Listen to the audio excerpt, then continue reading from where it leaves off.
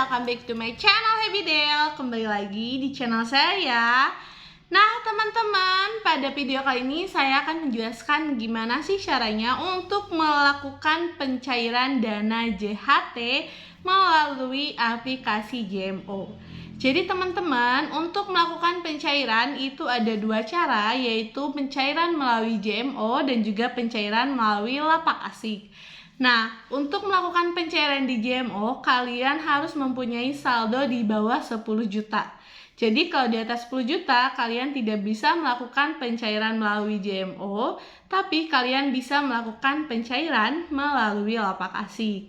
Nah, selain itu juga melakukan pencairan di JMO itu tanpa wawancara dan bukti kerja, tapi melakukan pencairan di lapak asik harus memiliki bukti kerja atau paklaring dan melakukan wawancara dengan pihak BPJS Ketenagakerjaan. Nah, teman-teman, makanya banyak banget nih dari kalian pastinya yang mau melakukan pencairan melalui aplikasi JMO karena lebih mudah dan juga lebih cepat melakukan proses pencairannya. Nah, teman-teman, di sini aku bakal jelaskan gimana sih untuk melakukan pencairan di JMO. Nah, teman-teman, ada 3 syarat utama untuk kalian bisa melakukan klaim JHT melalui JMO.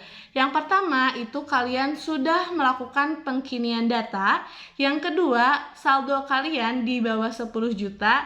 Dan yang ketiga adalah kartu kepesertaan sudah nonaktif.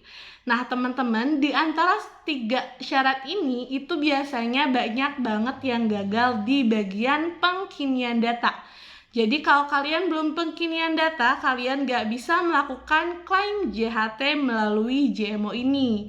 Nah jadi di sini aku bakal jelasin gimana sih caranya untuk melakukan pengkinian data supaya berhasil dan bisa melakukan langkah selanjutnya di klaim JHT melalui JMO. Nah teman-teman, pertama-tama kalian tinggal buat akun terlebih dahulu di JMO. Nanti setelah buat akun, kalian tinggal login dan masuk ke menu utamanya. Nah untuk prosesnya, kita akan langsung masuk aja ke proses pencairannya. Nah teman-teman, untuk proses pencairannya, proses pengkinian datanya itu kalian tinggal masuk aja ke akun JMO kalian. Lalu kalian klik menu pengkinian data yang aku beletin di sini. Ini kalian klik aja pengkinian data. Jadi ini salah satu syarat supaya kalian bisa melakukan klaim JHT ya. Nah, selanjutnya di sini akan ada notifikasi. Silakan melanjutkan proses pengkinian data. Kalian tinggal klik OK, lanjutkan dan masuk ke langkah selanjutnya. Untuk pengkinian data sendiri di sini ada 6 langkah yang harus kalian lewati atau yang harus kalian isi. Di sini aku bakal jelasin satu-satu mengenai langkahnya ya. Nah, teman-teman, langkah pertama yaitu mengenai data kepesertaan. Untuk data kepesertaan ini biasanya tidak ada data yang harus kalian isi. Itu sudah mengisi sendiri melalui data yang ada di BPJS Ketenagakerjaan. Nah, data-data yang sudah terisi ini biasanya adalah NIK, nomor KPJ, nama lengkap, tempat lahir, tanggal lahir, dan lain-lain. Nah, selanjutnya kalian tinggal klik saja apakah data Anda sudah benar. Kalian tinggal klik sudah dan masuk ke langkah selanjutnya. Tapi teman-teman, biasanya ada beberapa orang atau beberapa dari kalian yang harus memasukkan nomor KPJ lain selain nomor KPJ yang terdaftar.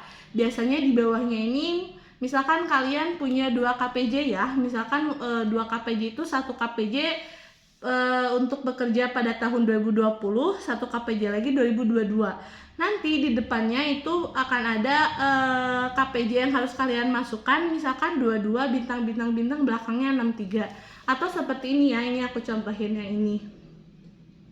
Nah jadi untuk mengisi ini itu kalian tinggal isi aja sesuai dengan KPJ yang kalian miliki ya, kalau kalian sudah memiliki 2 KPJ-nya. Nah selanjutnya kalau sudah melakukan pengisian KPJ yang kedua, kalian tinggal klik sudah dan masuk ke langkah selanjutnya. Nah teman-teman, langkah kedua ini adalah verifikasi biometrik atau verifikasi peserta. Jadi untuk kalian yang banyak gagal di verifikasi biometrik ini, kalian harus memperhatikan panduan verifikasi biometrik yang ada di JMO ini. Apa aja sih Kak panduannya supaya kita berhasil untuk melakukan verifikasi biometrik? Nah, di sini ada langkah-langkahnya, diantaranya itu adalah seluruh wajah terlihat jelas dan menghadap kamera. Jadi mata kalian itu harus lihat ke kamera HP yang kalian gunakan untuk melakukan pengkinian datanya gitu ya. Yang kedua, itu pastikan posisi wajah sejajar kamera. Jadi jangan sampai kameranya misalkan di sini atau di bawah gitu ya. Tapi harus sejajar gitu wajah kamera dengan wajah itu harus sejajar supaya proses verifikasi biometriknya itu sesuai untuk memverifikasi kalian gitu. Yang ketiga, pastikan pencahayaan cukup. Nah, untuk melakukan atau memastikan pencahayaan cukup ini, pastikan kalian melakukan pencairan itu siang hari. Misalkan dari jam 10 atau jam 9 sampai jam 3 sore atau jam 4 sore gitu. Jadi supaya matahari itu benar-benar cerah gitu, jadi pencahayaannya itu pasti bagus gitu. Sedangkan kalau kalian misalkan melakukan pencairan di malam hari kayak misalkan jam 6 atau jam 5, itu kan pasti otomatis meskipun cahaya lampu itu biasanya kan tetap kurang di pencahayaan wajah kalian gitu ya, kurang jelas lah gitu ya, cahaya matahari sama cahaya lampu beda gitu. Makanya pastikan melakukan pencairan itu di jam 8 boleh lah, pagi-pagi jam 8 sampai jam 3 sore gitu. Jadi supaya pencahayaan kalian di kamera itu bagus gitu. Nah, yang selanjutnya itu pastikan mata kanan dan kiri terbuka lebar, lalu pastikan latar belakang berwarna polos. Nah, teman-teman, banyak nih dari kalian coba-coba pengkinian verifikasi biometrik misalkan, tapi asal aja kelihatan muka gitu, belakangnya mau ada lemari, mau ada lukisan, mau ada pohon-pohon, bunga-bunga, itu kalian proses verifikasi aja gitu. Nah, itu biasanya gagal gitu, banyak yang gagal di sana. Makanya itu latar belakang itu harus berwarna polos. Misalkan contohnya ini ya, ini putih gitu, boleh di sini, cuman ini kan ada hitamnya, nah itu mempengaruhi gitu, jadi harus warna putih semua atau misalkan krem semua, jadi harus polos aja, nggak boleh ada corak-coraknya atau garis-garisnya gitu. Jadi supaya proses verifikasi biometriknya itu jelas gitu wajah kalian aja tanpa memperhatikan latar belakangnya. Yang selanjutnya adalah pastikan diam saat pengambilan gambar. Jadi saat melakukan pengambilan gambar atau proses verifikasi itu kan kalian tinggal gini aja, nanti sejajar kamera, terus nanti kameranya akan kedap-kedip untuk mendeteksi wajah kalian. Pastikan kalian diam gitu, jangan gerak-gerak, nantinya kan hasilnya bakal blur biasanya, atau misalkan wajahnya kurang jelas. Yang selanjutnya itu adalah nonaktifkan filter kamera. Jadi jangan menggunakan filter kamera. Biasanya ada beberapa kamera yang sudah aktif filternya, itu diusahakan dinonaktifkan terlebih dahulu. Yang selanjutnya adalah tidak menggunakan kacamata, masker, dan topi. Jadi kalau misalkan kalian sekarang berkacamata karena dingin atau misalkan memakai masker, nah itu dilepas dulu saat proses biometrik. Jadi harus wajah polos kalian tanpa kacamata, tanpa masker, tanpa topi gitu. Jadi harus bener-bener wajah kalian aja seperti wajah yang ada di KTP gitu kan. Itu proses biometrik itu proses untuk mendeteksi bahwa ini tuh benar gitu kalian yang melakukan pencairan sesuai dengan data yang ada gitu.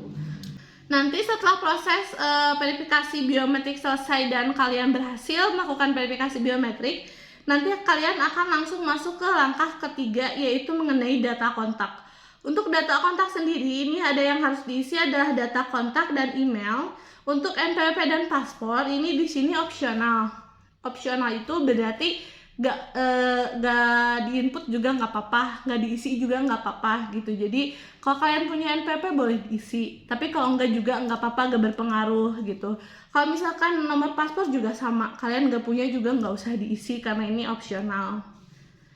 Tapi misalkan saat melakukan saat mengklik selanjutnya dan masuk ke langkah 4, itu biasanya memang ada notifikasi bahwa tanpa memasukkan NPWP kalian akan dipotong sebesar 20%.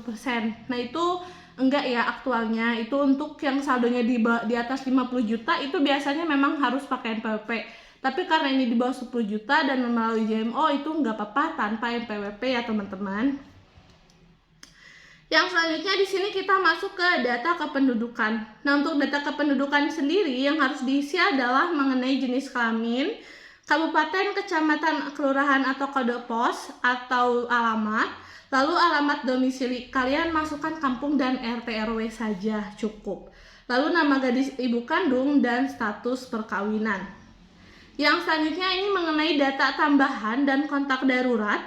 Data tambahannya itu berupa pendidikan terakhir, kalian harus isi data pendidikan terakhirnya, lalu agama, golongan darah, nama lengkap dan nomor handphone. Ini nama lengkap dan nomor handphone itu untuk data kontak darurat. Gimana sih cara untuk isi kontak darurat? Kontak darurat ini bisa kalian isi atau kalian input itu siapa aja yang dekat sama kalian. Misalkan kalian punya istri, isi sama istri kalian, atau punya adik, isi sama kontak adik kalian, punya kakak, orang tua juga boleh. Yang penting mengenai data kontak darurat ini biasanya yang dekat sama kalian. Yang selanjutnya di sini ada kita masuk ke langkah terakhir mengenai konfirmasi. Jadi konfirmasi pengkinian data ini kalian harus melakukan pengecekan kembali terhadap NIK, nomor KPJ-nya, nama lengkap dan NPWP. Jika sudah sesuai semuanya, kita tinggal centang aja. Dengan ini saya menyatakan bahwa data yang saya isi pada aplikasi adalah benar dan selanjutnya. Nah, kita tinggal klik konfirmasi lalu akan muncul notif seperti ini. Berhasil. Pengajuan pengkinian data berhasil disimpan. Notifikasi akan dikirimkan jika pengkinian data Anda berhasil. Jadi kalau kalian sudah berhasil melakukan pengkinian data, kalian tunggu terlebih dahulu notifikasi bahwa pengkinian data itu sudah berhasil. Jangan langsung masuk ke langkah klaim JHT gitu, karena itu nantinya tidak terdeteksi bahwa kalian sudah melakukan pengkinian data, dan pengkinian datanya itu biasanya masih silang merah gitu. Jadi kalian belum bisa melakukan proses pencairan. Nah teman-teman, mungkin cukup sekian untuk video cara melakukan pengkinian data yang baik dan benar itu seperti apa. Jangan lupa like, comment, and subscribe. Bye-bye.